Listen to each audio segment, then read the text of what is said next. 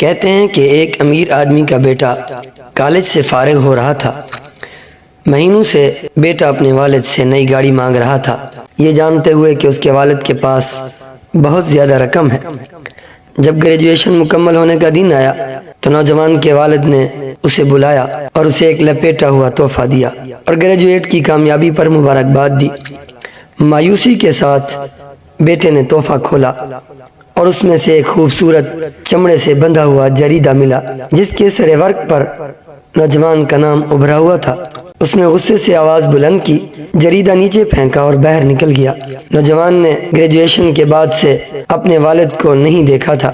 وہ کامیاب ہو گیا اور اپنے والد کی طرح ایک خوبصورت گھر اور خاندان کے ساتھ امیر ہو گیا۔ اسے احساس ہوا کہ اس کے والد بوڑھے ہو رہے ہیں اور اب وقت آ گیا ہے کہ ماضی کے حال احوال کو بھلا کر والدین کی زیارت کی جائے اور ان کی خدمت کی جائے۔ اسی وقت اسے پیغام ملا کہ اس کے والد انتقال کر گئے ہیں اور اسے جائیداد کی دیکھ بھال کے لیے گھر واپس آنا ہے۔ سوگوار بیٹا حسرت کے ساتھ گھر لوٹا تو اس نے اپنے والد کے عام کاغذات کو تلاش کرنا شروع کیا اور دیکھا کہ وہ جریدہ جو اس نے پھینک دیا تھا وہ ابھی بھی اسی طرح نیا جریدہ محسوس ہو رہا تھا جسے اس نے چھوڑ دیا تھا۔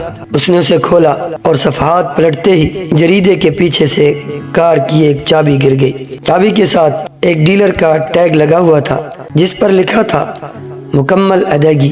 یہ گاڑی آپ کے لیے ہے، آپ اسے جہاں بھی لے جائیں اور ہمیں ہمیشہ یاد رکھنا، پیارے والد صاحب۔ یہ چابی اور یہ الفاظ دیکھ کر بیٹا سہم سا گیا اور اپنے آنسو نہ روک سکا اور اپنی آخری عمر تک ان الفاظ کو یاد کرتا اور زار و قطار رونا شروع کر دیتا۔